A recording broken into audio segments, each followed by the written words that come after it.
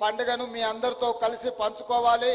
ఈ సంవత్సర పాలనలో రవాణా శాఖ సిబ్బంది సాధించిన విజయాలను తెలంగాణ రాష్ట్ర ప్రజలకు గుర్తు చేయాలని ఒక గొప్ప సంకల్పంతో ఈ కార్యక్రమాన్ని ఏర్పాటు చేసుకొని పోయిన సంవత్సరం ప్రభుత్వం ఏర్పడిన 2 రోజుల్లోనే డిసెంబర్ 7 నాడు ఎల్బీ స్టేడియంలో రాష్ట్ర ప్రభుత్వం ప్రమాణ స్వీకారం చేస్తే ఆనాడు కాంగ్రెస్ పార్టీ ఇచ్చిన 6 గ్యారెంటీలలో భాగంగా డిసెంబర్ 9 నాడు మొట్టమొదట ఆర్టీసీ బస్సుల్లో ఆడబిడ్డలకు ఉచిత రవాణా కార్యక్రమాన్ని ప్రారంభించి దాదాపుగా ఈ రోజుకు సంవత్సరం పూర్తి చేసుకోబోతున్నాం.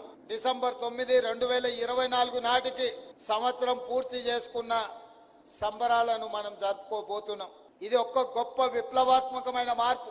ఆర్టీసీ సంస్థను పునరుజ్జీవింపజేయడంలో ఈ మహాలక్ష్మి పథకం ఎంతో గొప్పగా ఆర్టీసీ కార్మికుల జీవితాలలో ఒక వెలుగును నింపే కార్యక్రమంగా ఈ మహాలక్ష్మి అద్భుతమైన విజయాన్ని సాధించిందని చెప్పి నేను ఈ సందర్భంగా చెప్పదలుచుకున్నా. ఇవాళ మిత్రులు పొన్నం ప్రభాకర్ గారు చెప్పినట్టు రాజకీయ పార్టీలు, ప్రజా ప్రతినిధులు తెలంగాణ రాష్ట్ర సాధనలో విఫలమైనప్పుడు 4 కోట్ల తెలంగాణ ప్రజలు ఇక తెలంగాణ రాదేమో శాశ్వతంగాని అనుమానాలు వ్యక్తం చేస్తూ ఆందోళన చెందుతున్న సందర్భంలో ఆనాడు ఆర్టీసీ కార్మికులు 43,000 కుటుంబాలు పండగ జరుపుకోకుండా ఆర్టీసీతో అష్ట దిగ్బంధం చేసి తెలంగాణ రాష్ట్రాన్ని స్తంభింపజేసింది. కాబట్టి ఆర్టీసీ కార్మికుల కృషి త్యాగాలు, భార్య బిడ్డలతో ఉపవాసం బండైనా సరే తెలంగాణ రాష్ట్రాన్ని సాధిస్తామని ఒక్క సంకల్పంతో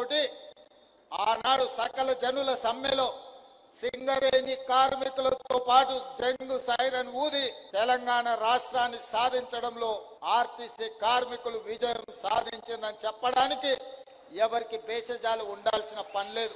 ఇవాళ సింగరేణి కార్మికులు వెలుగులు విరజిమ్మే నల్ల బంగారం ఉత్పత్తిని ఏ విధంగా నిలుపుదల చేసి తెలంగాణ ఉద్యమంలో పాల్గొన్నారో, విద్యుత్ కార్మికులు వేలాదిగా తెలంగాణ ఉద్యమంలో పాల్గొన్నారో, ఆర్టీసీ కార్మికులు అందరికంటే ముఖ్యంగా రాష్ట్రం మొత్తం 43,000 మంది కుటుంబాలు ఉపవాసం పండుకొని తెలంగాణ ఉద్యమ బాట పట్టిండ్రు. కాబట్టి ఈ రోజు తెలంగాణ రాష్ట్రం ఏర్పడ్డది.